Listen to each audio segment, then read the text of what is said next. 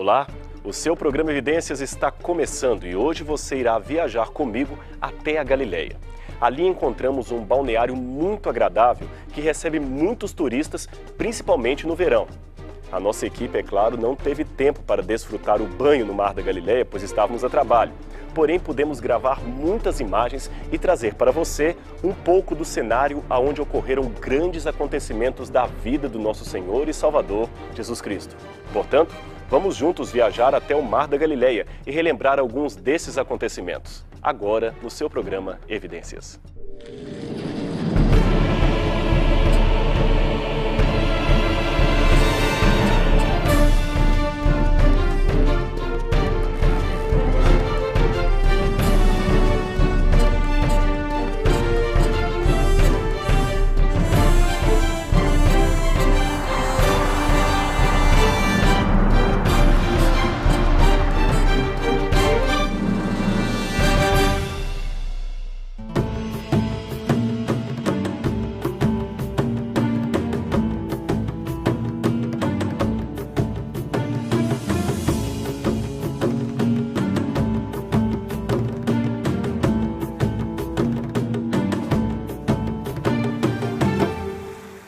Estamos aqui no Mar da Galileia.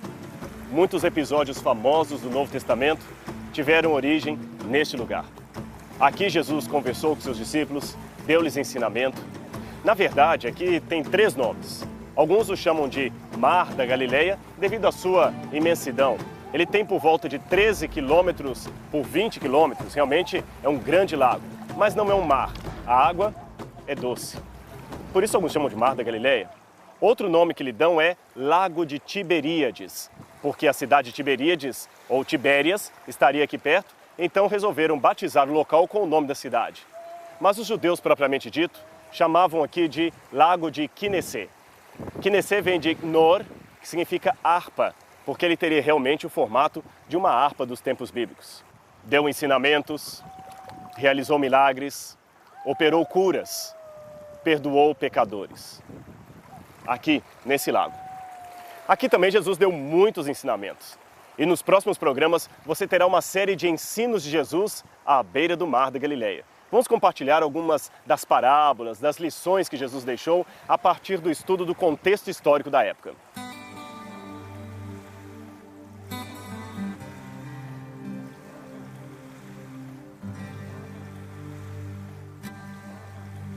Certa vez Pedro chegou a Jesus, talvez em algum ponto adjacente a esse lago, e perguntou para ele: Mestre, quantas vezes meu próximo pecará contra mim que eu o perdoe? Até 7 vezes? Jesus lhe respondeu: não lhe digo que até 7 vezes, mas até 70 vezes 7. Pedro ficou assombrado com aquela resposta de Jesus. Talvez ele esperava uma palavra de apreço. Parabéns, Pedro, isto mesmo. Sabem por quê? Segundo a tradição rabínica da época, uma pessoa era obrigada pela lei dos judeus a perdoar o seu próximo até 3 vezes. Pedro, então, querendo ganhar as graças do mestre, ampliou o número 3 para 7, o número da perfeição, e com isso pensou que o Senhor iria lhe aplaudir e falar: muito bem, sigam o exemplo de Pedro. Mas qual foi a sua surpresa quando Jesus lhe disse: não digo até 7, mas até 70 vezes 7. Esta expressão de Jesus também tem um significado histórico. Naquela época, eles tinham vários números com um significado especial, tal qual temos em nossa cultura. Por exemplo, no Ocidente, é comum dizer que 13 é associado por alguns à sorte ou a azar. 10 é associado a uma pessoa completa, perfeita, nota 10 na escola, nota perfeita. Naquele tempo também, alguns números tinham um significado especial. 3, por exemplo, era um número geralmente divino. 4 era um número universal, por isso a Bíblia fala de 4 cantos da terra, 4 ventos do céu, etc. E o número 7 era o número da perfeição. Mas há um detalhe diferente daquele tempo para o nosso. Como nós, eles também tinham números com certo significado. Mas eles costumavam multiplicar o número para potencializar o significado. Por exemplo, se eu digo que uma pessoa é perfeita, eu digo 7. Se eu quero dizer que ela é perfeitíssima, eu digo 70 vezes 7. Por isso Jesus falou com Pedro: não digo que até 3 vezes, ou 7 vezes, mas até 70 vezes 7. Ou seja, não de uma maneira rabínica, 3 vezes, Não de uma maneira perfeita, 7 vezes, mas de uma maneira perfeitíssima, 70 vezes 7. Seria como se em nossa cultura quiséssemos dizer que alguém é mais do que bom na escola e disséssemos, este é 10 vezes 50. Assim funcionava na época. Mas Jesus não estava literalmente colocando uma conta matemática de 490 vezes que devo perdoar o meu próximo. Não, não se trata disso. Jesus estava falando que devo perdoar ao próximo de uma maneira perfeita. Agora a pergunta que talvez você esteja fazendo desse lado aí é, mas por que perdoar? Que vantagem eu tenho em perdoar? Bem, o Dr. David Rubin certa vez escreveu um livro muito interessante. O seu título era Culpa, onde a religião e a ciência e a psicologia se encontram. Neste livro, o Dr. David disse que 75% das pessoas que estão internadas em hospitais, com moléstias das mais variáveis, como pressão alta, diabetes, hipertensão, depressão e outros males, inclusive o câncer, 75% desses pacientes estão nessa condição por causa de algum rancor guardado contra outrem. Isso mesmo. Mas note, ele não disse que 100% das pessoas que estão nos hospitais estão porque odeiam alguém, não é isso. Porém, 75%. Este é um número bastante alto. Portanto, quando perdoamos ao nosso semelhante, estamos evitando riscos para nós mesmos. Portanto, o que você precisa aprender é que rancor é um veneno que você toma, querendo que o outro morra. Nós temos a errônea impressão que quando Deus nos pede para perdoar o nosso semelhante, está nos pedindo para premiar a injustiça. Não é nada disso. Jesus não está pedindo para que você pegue aquela pessoa que mais magoou você, mais machucou você e a transforme num herói de hoje para amanhã. Não, não é isso. Jesus está querendo que quando nós consigamos a arte de perdoar, temos a competência espiritual cristã de soltar a imagem do outro que pode fazer de mim um desgraçado, um perdedor, um doente. Por isso Jesus resolveu explicar essa lição contando uma história para Pedro. Para Pedro, evidentemente, para os outros que talvez viram aquela cena. A história de Jesus foi a seguinte. Certo homem resolveu ajustar contas com seus servos. Era um rei esse homem. Então os seus empregados trouxeram-lhe um servo que lhe devia 10.000 talentos. Aquele homem não tinha com que pagar ao rei. Então, evidentemente, de acordo com os costumes da época, o rei ordenou que fosse vendido ele, a sua esposa, seus filhos, todas as suas casas, propriedades, até que fosse paga a dívida. Aquele homem, evidentemente, entrou em desespero e, não tendo ele com que pagar, implorou ao rei, ó rei, tenha misericórdia de mim e tudo te pagarei. E o rei, compadecido dele, perdoou-lhe a dívida. Então aquele homem, saindo da presença do rei, encontrou um dos seus conservos, que lhe devia apenas 100 denários. Aquele conservo também não tinha com que pagar, mas aquele homem que outrora era devedor, agora sufocava o seu conservo e dizia, paga-me o que me deves. E não tendo ele com que pagar, o colocou na prisão. Os empregados do rei viram a cena e, entristecidos, foram contar ao rei o que se passara. O rei, então indignado, mandou chamar de volta aquele servo e lhe disse em tom bastante furioso, ó homem malvado, quando tu tinhas uma dívida comigo, não perdoei-te a dívida que tinhas? Não deverias tu, igualmente, perdoar ao teu conservo, que devia muito menos para ti? Então o rei entregou aquele homem aos castigadores e ele começou a padecer muitos sofrimentos. O que Jesus queria dizer com esta parábola? Bem, vamos compreender primeiro alguns elementos de fundo histórico. A quantia que Jesus apresenta que aquele homem devia ao rei era algo fora do imaginável. Só para você ter uma noção, lembre-se, ele devia 10.000 talentos. Alguns estudiosos têm feito o cálculo de quanto equivaleria 10.000 talentos na moeda de hoje. Algo em torno de 25 milhões de dólares. Isto mesmo, 25 milhões de dólares. De acordo com os dados da época, Roma cobrava pesados impostos. Mas se nós reuníssemos todo o imposto romano cobrado em 5 regiões da Galileia, como por exemplo Samaria, até fora da Galileia, Samaria, Pérea, Idumeia, quem sabe até a própria Judeia, essas 4 regiões, sabe quanto nós conseguiríamos levantar? Apenas 800 talentos.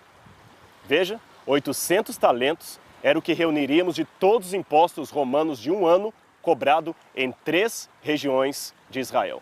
Aquele homem devia 10.000 talentos. E para piorar a história, ele era apenas um servo. A pergunta que fazemos é, quando ele poderia pagar aquela dívida? Nunca. O que Jesus queria ensinar com aquele aparente exagero era que esta era a condição contraída por Adão e toda a sua descendência, no caso nós, quando ele pecou contra Deus. A dívida que a humanidade adquiriu contra a lei de Deus foi inafiançável. Ninguém no universo, a não ser o próprio Deus, poderia pagá-la. Mas, se você se recorda da história do Gênesis, Adão, como homem da parábola, tentou dar o seu jeito, tentou por si mesmo pagar a dívida. Você se recorda que no Gênesis, Adão fugiu da presença de Deus porque estava nu, não foi isso? E o que ele fez quando se sentiu nu? Imediatamente coseu para si cintas de figueira para ele e para sua esposa. Ou seja, a tentativa humana de tentar remediar um problema que não tem solução do ponto de vista humano. Quando Deus chegou ao jardim, portanto, Adão novamente sentiu-se nu, embora curiosamente estivesse vestido. Deus então fez para Adão peles de cordeiro como vestimenta, ou seja, símbolo da justiça de Cristo. Aliás, um detalhe curioso nesta parte do Gênesis. A Bíblia não diz isso explicitamente, mas está nas entrelinhas.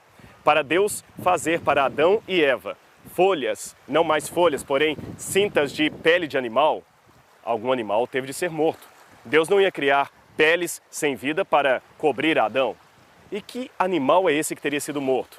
Quem sabe o primeiro cordeiro, o primeiro sacrifício.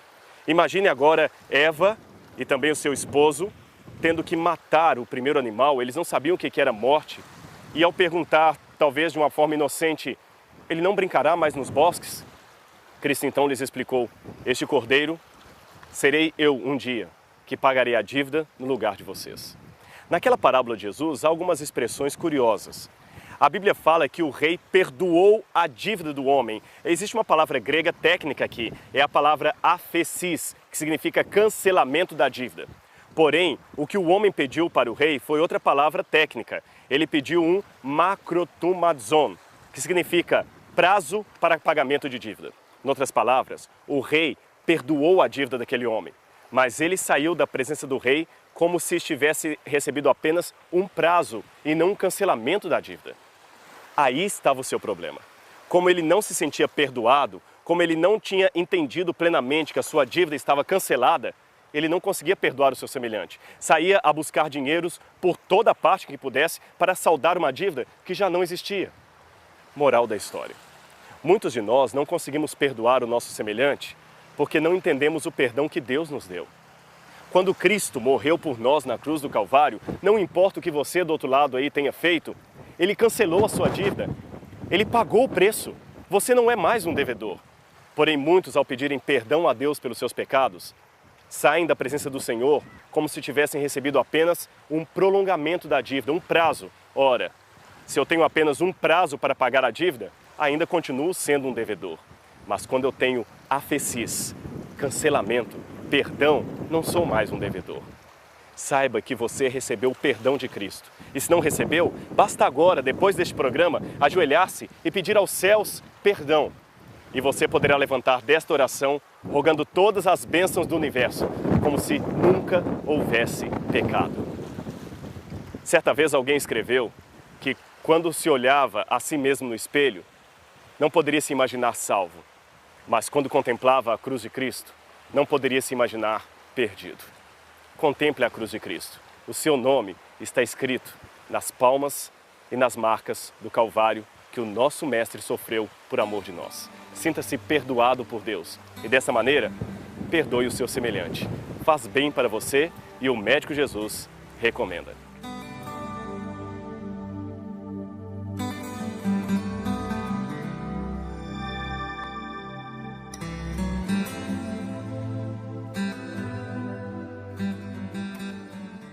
Outros acontecimentos importantes ocorreram por aqui, e estamos relembrando alguns dos milagres realizados ao redor do Lago de Tiberíades, ou Mar da Galileia.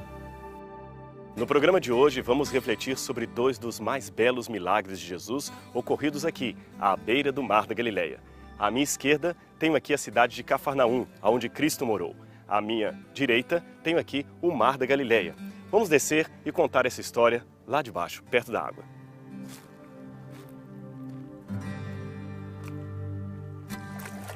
Antes de começar esta história, deixe-me explicar algo do contexto da época para vocês. Jesus morava, como eu disse, aqui em Cafarnaum. Ele havia mudado de Nazaré para esta região. Ele morou aqui nessa cidade. Aqui ele encontrou Pedro, André, seus primeiros discípulos. Bem, aqui em redor do lago da Galileia, do mar da Galileia, você tem várias cidades mencionadas nos tempos do Novo Testamento.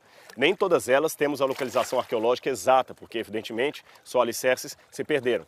O costume da época era o seguinte: como a maioria das pessoas aqui viviam da pesca, eles entravam de manhã cedinho no barco, pescavam em alto mar, levavam seu produto para vender noutra cidade e voltavam no entardecer. Jesus aproveitou então essa situação e, desse modo, Cafarnaum acabou se tornando uma cidade estratégica. Ele entrava no barco com seus discípulos, cruzava o mar. Na verdade, não era um mar, mas era um lago de água doce, apenas chamado mar devido à sua grandeza. Ia até outra cidade que ficava na outra margem, na outra banda, e pregava ali o dia inteiro. Aproveitava para falar do reino do céu. Jesus não foi alguém que ficava o dia inteiro sem fazer nada, não. Houve uma época, é claro, que no seu ministério os discípulos tiveram que abandonar a rede e viver apenas do ministério, sustentados por outras pessoas que apoiavam o trabalho de Jesus. Mas durante algum tempo, todos eles trabalhavam normalmente. Jesus deve ter trabalhado com eles em algum momento, ajudando no sustento do grupo. Eles atravessavam, pregavam, pescavam. Depois, à tardinha, Jesus voltava para cá. Era sempre assim. Mas a fama de Jesus começou a crescer por toda essa região. Ele era um homem que operava milagres.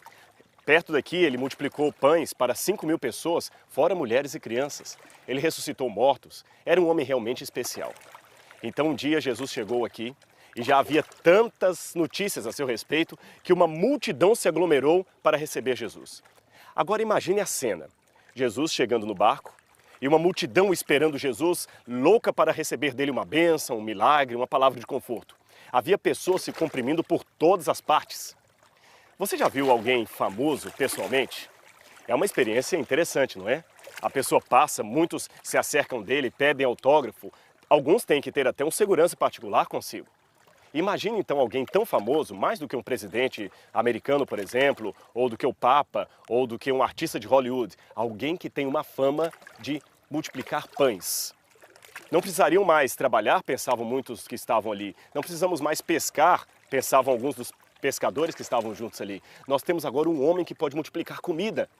É lógico que tiveram uma imagem errada do que Jesus estava fazendo. Não compreenderam bem o sentido dos seus milagres e do seu ministério, como aliás acontece até hoje com muitos de nós. Bem, Jesus então chegou no barco com os discípulos e aqui estava apinhado de gente, pessoas de todas as partes. Ele mal poderia descer direito do barco. Mas entre essas pessoas havia um homem especial. O nome dele era Jairo. A 300 metros de onde estamos fica a sinagoga de Cafarnaum.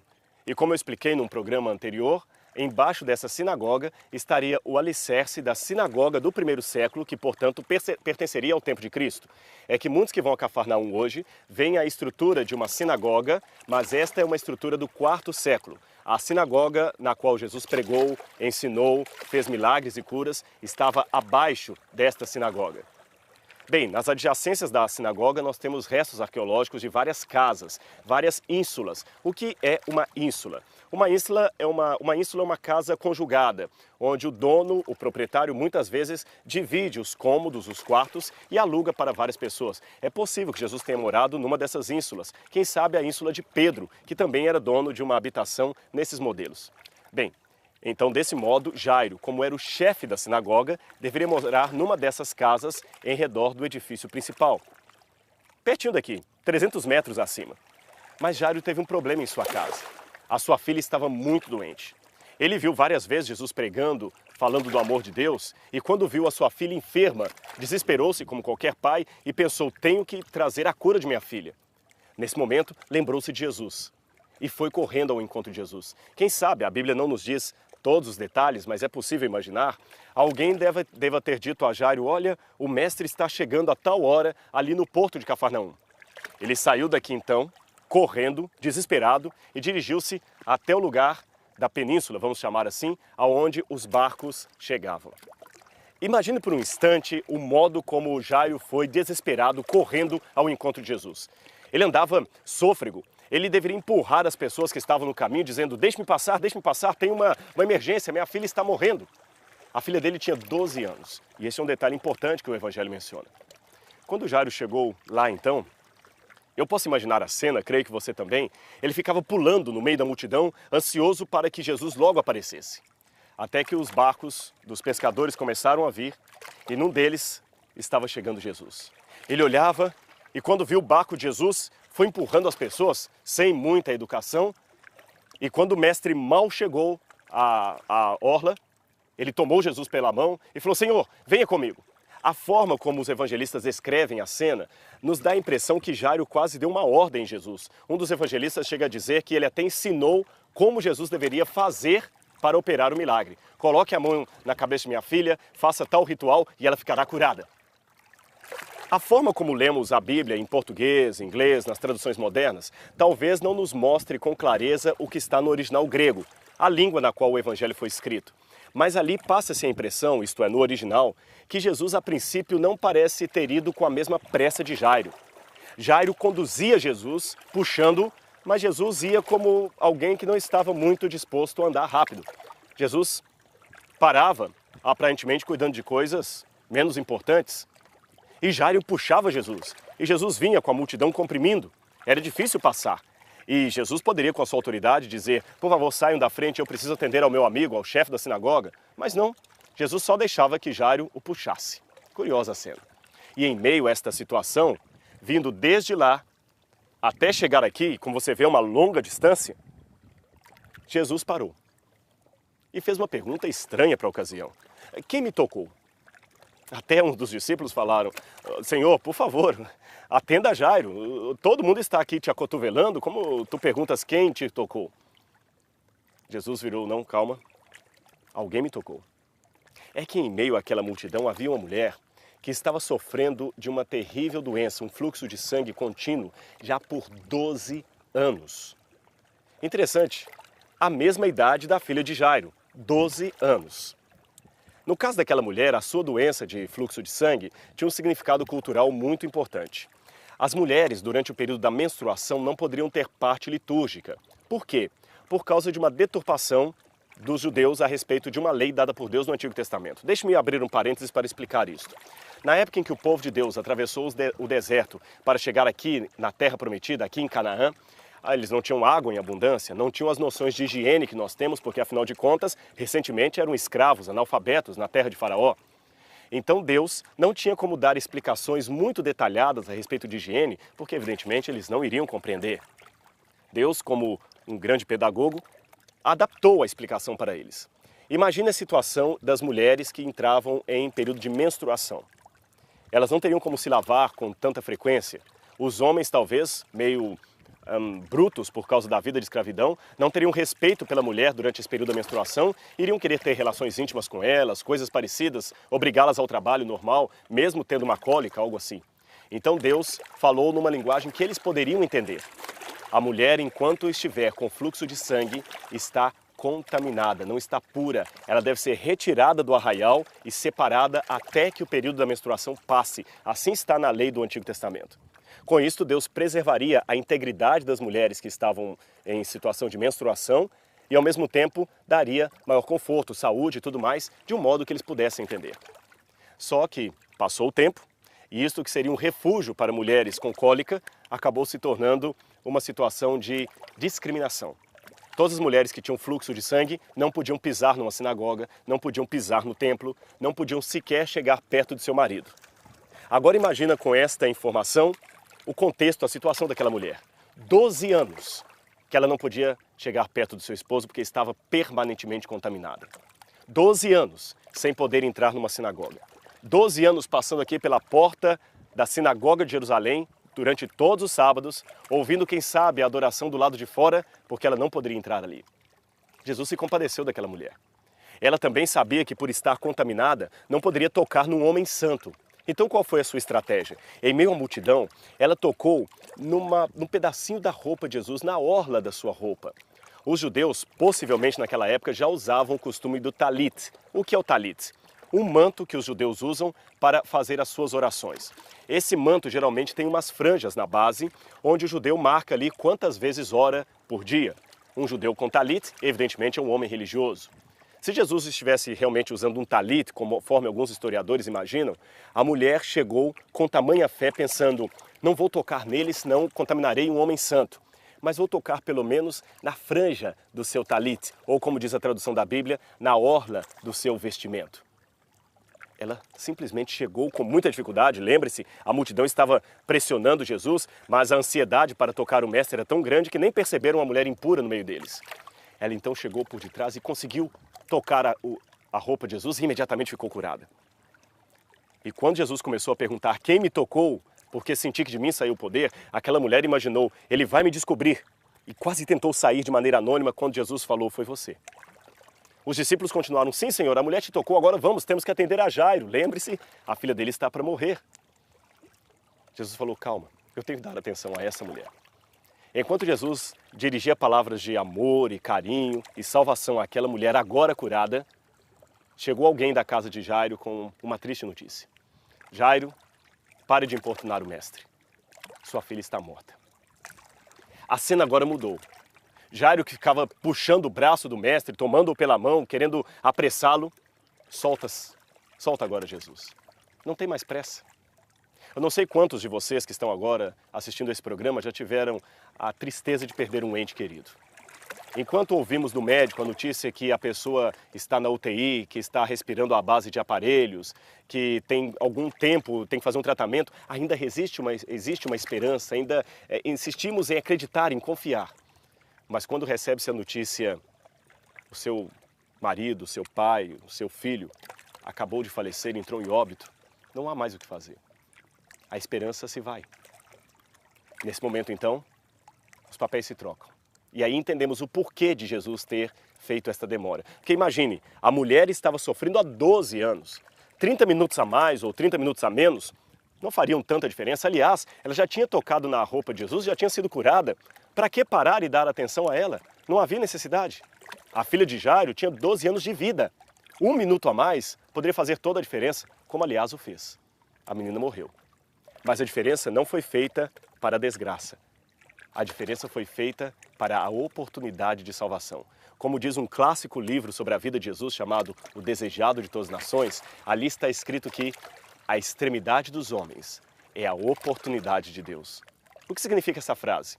Quando nós estamos numa situação em que não temos mais o que fazer, é muitas vezes aí que Deus pode agir. Não porque Deus fica esperando para a última hora.